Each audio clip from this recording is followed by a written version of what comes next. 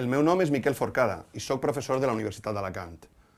Avui vos parlaré sobre la internet multilingüe i la traducció automàtica lliure, també anomenada de codi font obert. La xerrada l'he organitzada en 4 parts. Primer, parlaré d'internet com a xarxa multilingüe. En segon lloc, parlaré de la traducció automàtica. En tercer lloc, parlaré del sistema Apertium. Per acabar, vos diré alguna cosa sobre el programari lliure o de codi font obert. Internet és un entorn cada vegada més multilingüe. Hi ha webs en moltíssimes llengües. Penseu només en la Wikipedia. I de moltes no n'entenem el contingut. Fixeu-vos en aquesta web del Barça, en indonesi. De vegades, fins i tot el navegador no sap com presentar una pàgina web perquè usa una codificació de caràcters desconeguda. La codificació de caràcters és la manera en què els caràcters s'emmagatzemen com a enfilalls d'octets o bytes, cada un dels quals es compon de 8 bits. En l'exemple, el text en georgià no es veu bé.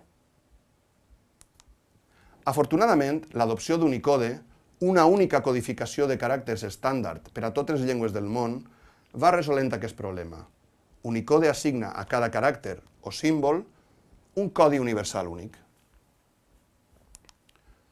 Superat el problema de la codificació, encara queda la barrera de l'idioma.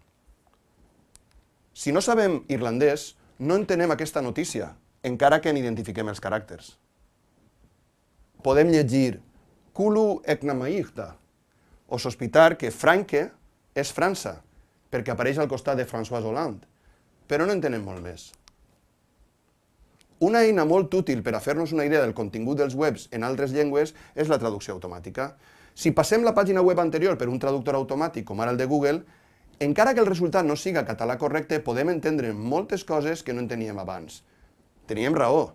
Franque estava relacionat amb França, francès. I Kulu Eknamaïchta volia dir recessió econòmica. La traducció automàtica la realitzen sistemes informàtics. Un sistema informàtic es compon, d'una banda, de programari, software, com el sistema operatiu GNU Linux, el navegador Firefox o el sistema operatiu Windows, i de l'altra, de maquinari o hardware, com ara un ordinador de taula, una tauleta o un servidor. Els sistemes de traducció automàtica que usem estan normalment instal·lats en servidors i tradueixen textos de la llengua que no entenem a una de les que entenem. Un avantatge dels sistemes de traducció automàtica és que conserven el format de les pàgines web, ja que processen les etiquetes escrites en llenguatge HTML a més del text. Traduir textos automàticament és molt difícil. Els textos humans tenen problemes com ara l'ambigüitat. Hi ha mots u oracions senceres que poden tenir més d'una interpretació i, per tant, pot ser més d'una traducció.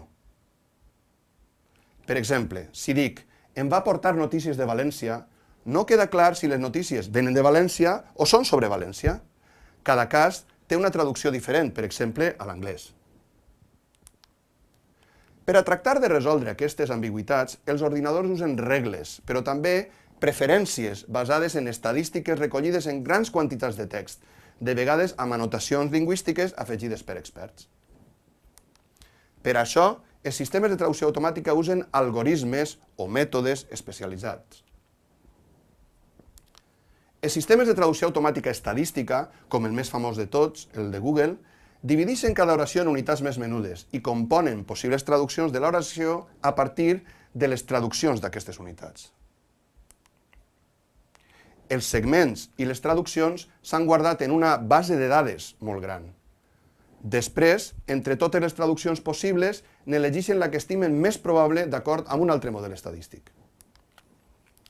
Però també hi ha sistemes de traducció automàtica basats en regles. Aquests sistemes processen el text aplicant-hi regles gramaticals i usant diccionaris, monolingües i bilingües. Els diccionaris i les regles es escriuen persones expertes i es formaten perquè el sistema les entenga. Entre els sistemes de traducció automàtica basats en regles hi ha Apertium, que es va començar a desenvolupar a la Universitat d'Alacant el 2004.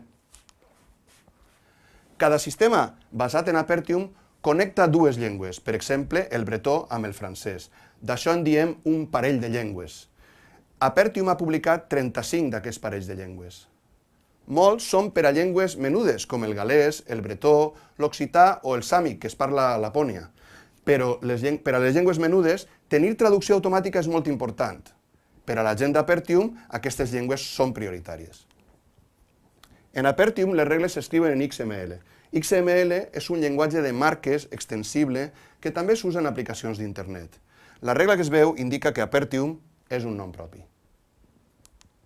En Apertium, els diccionaris i les regles es converteixen en autòmats d'estats finits, models computacionals molt senzills i eficients, que processen el text lletra a lletra per analitzar-lo i traduir-lo. Apertium té, a més, la gràcia de ser com el sistema operatiu GNU Linux, el navegador Firefox o el processador de textos LibreOffice, programari lliure, o com també se sol dir, programari de codi font obert, en anglès open source. Qui vulga el pot copiar lliurement. Però a més, si dona accés al codi font, és a dir, al programa tal com l'han escrit els programadors.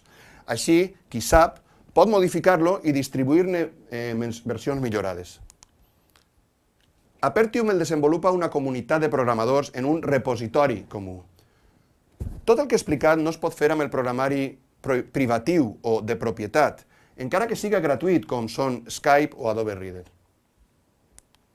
En conclusió, Apertium és un programa de traducció automàtica lliure que ens ajuda a navegar per la xarxa multilingüe.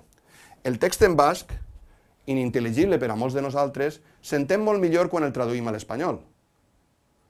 El plazo para pedir las ayudas de dinero al culto hasta el lunes se ha alargado. O siga, el termini per a demanar les ajudes de diners a la cultura s'ha allargat fins dilluns. Així acaba la xerrada. Moltes gràcies i fins a una altra.